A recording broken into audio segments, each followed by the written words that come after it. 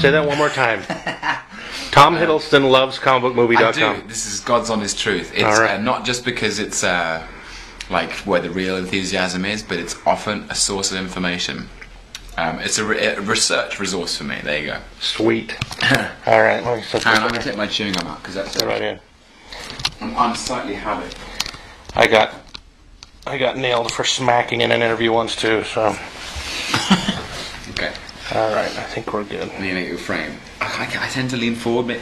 What's good for you? To sit back or lean forward? You're good. All right. I think we are a go. Flip. You know, people put themselves on tape for these.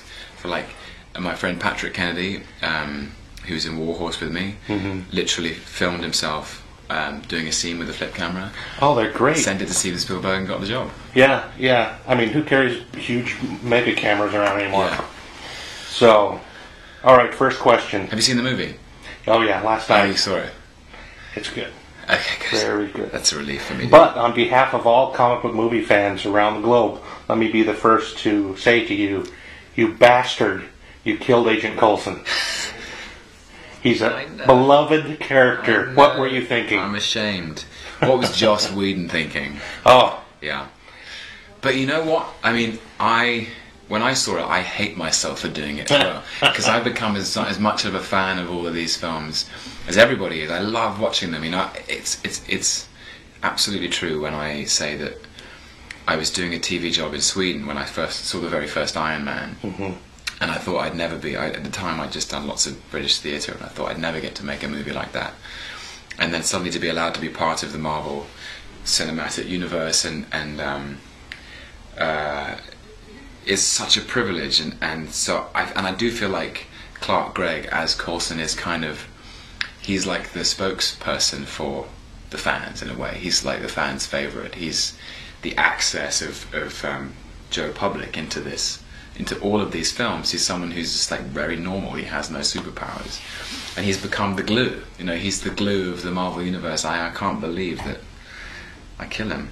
Well, it does give the film, and he is magnificent in this film, Clark himself. Yes, and it's finally the role he deserves. After basically, you know, Coulson is part of the reason that we got to make Avengers in a way.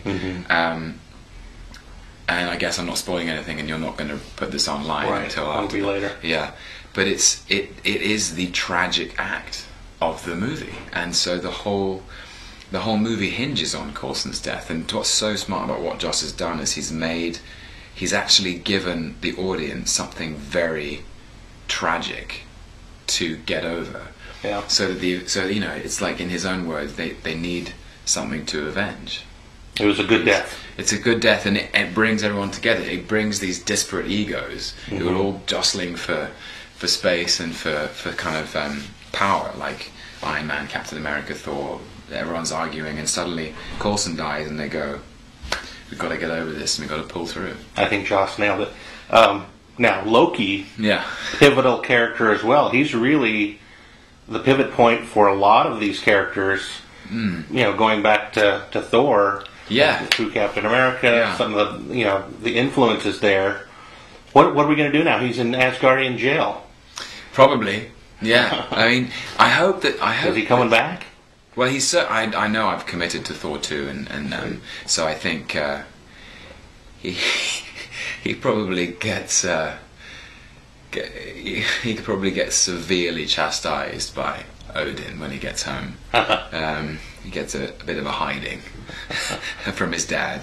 But I hope, and I say this having not seen a script at all, that there is room for redemption for him in a way. Like, I hope that even in this film, despite his hatefulness, and I think people do really hate Loki by the end,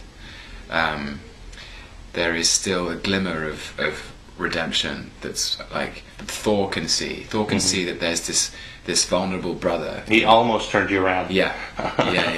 So maybe in Thor 2 that'll happen, maybe not. Maybe we'll have to wait until another movie down the line. That's cool. This is a really big movie for the whole Marvel Cinematic Universe. Yeah. Have you had any discussions about just the whole panoply of what's next? Not really. I mean, it's all in Kevin Feige's very brilliant brain. Good, I'm talking to him later. So. Okay, he's amazing. What should I ask him? How do I get the information out of him? Ask him. I mean, I'd love to know the answer, but ask him how he gets to Avengers 2.